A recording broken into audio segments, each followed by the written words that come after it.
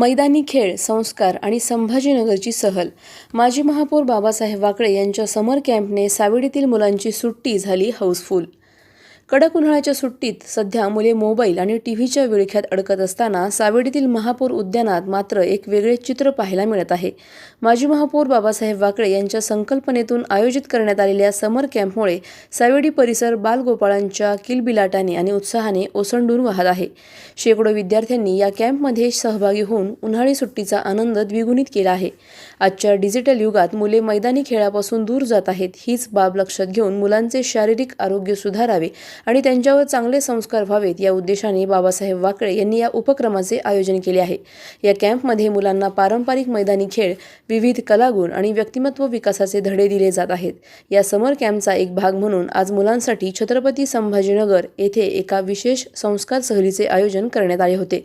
ऐतिहासिक स्थळांची पाहणी आणि सहलीतील धम्माल यामुळे मुलांच्या चेहऱ्यावर एक वेगळाच आनंद पाहायला मिळाला.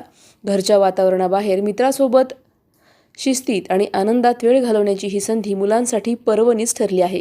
मुलांना सुट्टीत काय द्यावे असा प्रश्न पालकांसमोर असतो. मात्र वाकळे यांच्या या उपक्रमामुळे मुले मोबाईल विसरून खेळात आणि अभ्यासात दंग झाली आहेत, अशा भावना पालकांनी व्यक्त केल्या आहेत.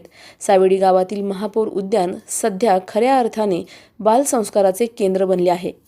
प्रतिनिधी स्वामी गोसावी, न्यूज 24 घडामोडी, अहिल्यानगर. आज समर कॅम्पची सहलीचं आयोजन केलेलं आहे. विद्यार्थी अत्यंत उत्साहाच्या वातावरणामध्ये संभाजीनगरला सहलीला जात आहे. इतकं प्रसन्न आणि मुलं इतके एकरूप झालेले आहेत की त्यांचा आनंद गगनात मावत नाही. अशा ह्या सहलीला मी यांना शुभेच्छा देतो. आणि मुलांनी खेळाबरोबर सहल असेल, चित्रकला असेल, विविध गुणांमध्ये एकदम चांगल्या पद्धतीने ते भाग घेतात.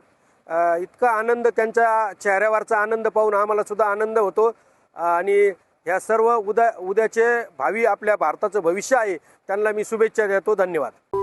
अशाच बातम्यांचा आढावा घेण्यासाठी आजच आपल्या YouTube चॅनलला सबस्क्राईब करा.